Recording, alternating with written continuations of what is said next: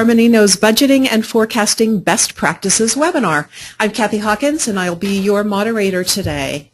Let's just take a few minutes to cover a few housekeeping details.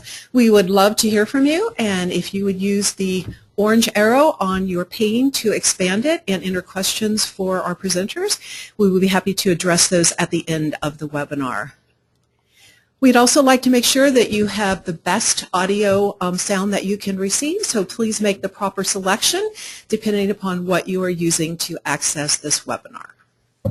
And finally, to qualify for California CPE, there are a few things that you must do. So please use a personal computer, no PDAs, and log in with your own information and unique URL. Be logged into our online software for at least 50 consecutive minutes within the scheduled time frame of the webinar. Actively respond to at least 75% of the polling questions, and complete the evaluation survey at the end of the webinar. With that, let's go ahead and meet our presenters. We'd like to, this morning to welcome John Dunnigan. John has over 30 years of financial experience. He manages the adaptive planning process here at Armanino, which has more than doubled in the past year. Also joining us today is David Davis, and Dave has over 34 years financial consulting experience. He manages our financial management practice, which has continued to grow over the years. Welcome to both of you. Thank you. Thank you, Kathy.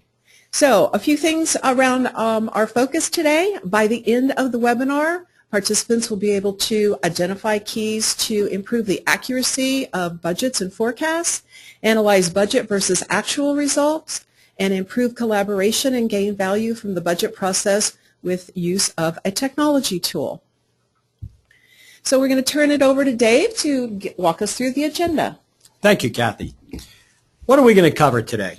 Well, in the presentation, we're going to talk about the importance of budgeting and forecasting, and go over a brief history of budgeting, which will include spreadsheets and a discussion of the pros and cons. Okay, mostly the cons of spreadsheets. Role of finance in driving the budgeting and forecasting cycle. Best practices for you to consider in your own business. And discuss some new tools that help in that budgeting and forecasting process. So as David said, we want to start with talking about the annual budgeting and why we do it at all. In very simple terms, the reason we do it is it creates a structure for discussion around the company's key drivers and really kind of solidify and make sure that management is on board as to what the key assumptions are that really drive the business. And it really helps you understand where the organization is headed, and as well as obviously required cash and funding, as well as any capital budgeting you need to do. Of course, it's also important to do periodic forecasting whenever we can, because that really forces and allows management to reassess where they are, because as we all know, budgets are, of course, out of date as soon as they're completed because life goes on and business changes. So the forecast gives us an early warning signs of changes and allows, of course, if we're doing forecasts periodically or monthly especially, when it comes time to do the budget, it really just kind of flows naturally and the whole process becomes much cleaner, and it doesn't become, the annual budget doesn't become this big year-end process. And with that, it takes us to our first polling question. So if you would please get ready. How much time did your company spend on your last budgeting cycle? I see responses coming in immediately. Thank you. We're just trying to get some perspective about the process for you. Just a reminder, this webinar is being recorded and it will be posted on the Armanino website. All right, votes are coming in, and we're going to close the polls here in 3, 2, 1. Thank you. All right, let's see what the results are.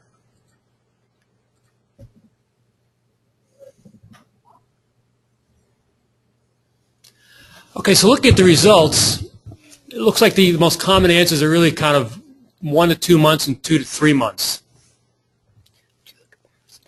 So that was kind of the key area for most companies. That's pretty typical of what we see companies in their budget process. Kind of that 2 to 3 months kind of time frame. And there's some that, of course, that go quite a bit more than that, over 3 months. And I guess we have quite a few people that are very efficient in doing it less than a month, so that's actually very good. All right. Now we're going to talk a little bit about a little brief history of budgeting, and at least the recent history since paper and pencil, which some of us used when we were younger, was replaced by the first electronic spreadsheets.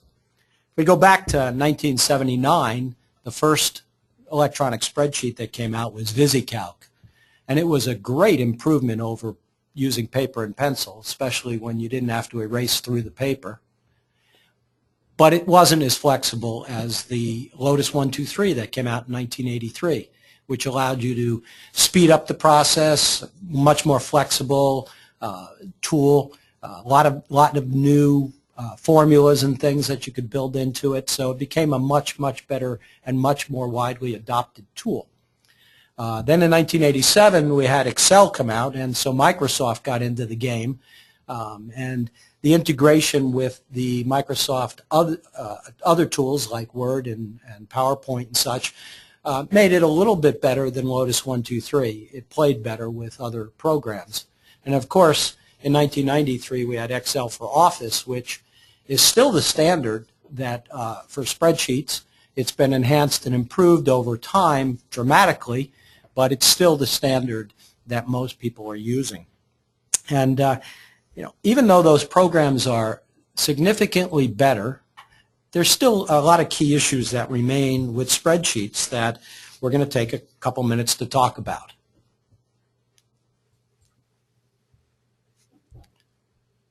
Okay, the first thing we'll look at is a survey here by the folks at the Business Process Innovation Network and Adaptive Planning.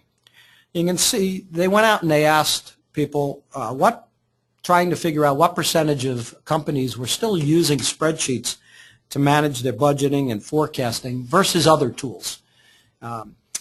Results came back at 65%. We're still using spreadsheets, so it's still the predominant tool that everyone is using for their budgeting and forecasting process. And, that's quite interesting because what we're now going to talk about is a few things that are drawbacks to spreadsheets.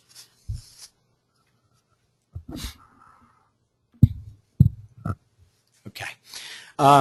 John, give me what your favorite issue is with spreadsheets, if you don't mind. Sure. I think one of the biggest issues we always find that's listed here is hard-coded numbers.